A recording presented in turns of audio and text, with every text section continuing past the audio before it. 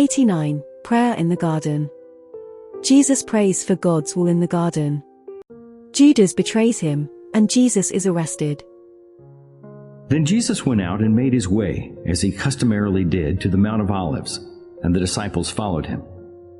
When he came to the place, he said to them, "Pray that you will not fall into temptation."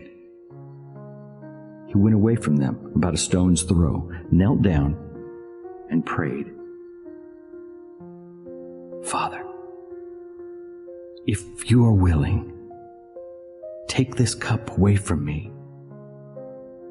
Yet not my will, but yours be done." Then an angel from heaven appeared to him and strengthened him. And in his anguish he prayed more earnestly, and his sweat was like drops of blood falling to the ground. Then he came and found them sleeping, and said to Peter, "Simon, are you sleeping? Couldn't you stay awake for 1 hour? Stay awake and pray, that you will not fall into temptation. The spirit is willing, but the flesh is weak." He went away again and prayed the same thing. When he came again, he found them sleeping.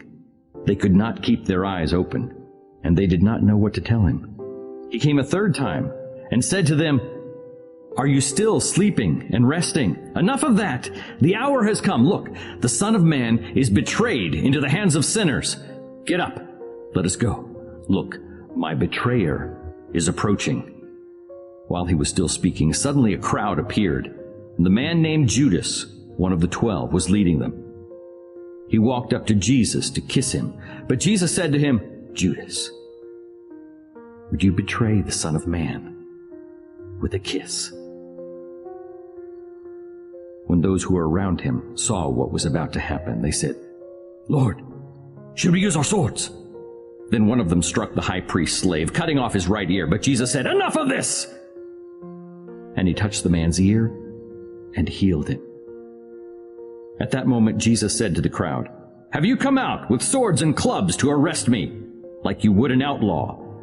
Day after day I sat teaching in the temple courts, yet you did not arrest me.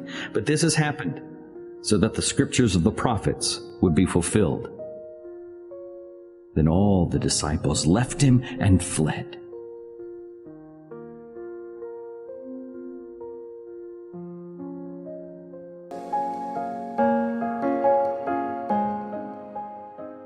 Question 1. How could we adopt the perspective of Jesus in prayer rather than Peter's? Question 2. God answered by not providing another way even though Jesus prayed 3 times. How would you react if God's answer to your repeated prayer is no? Question 3. How difficult is it for you to agree with God that not your will but His should be done in your life?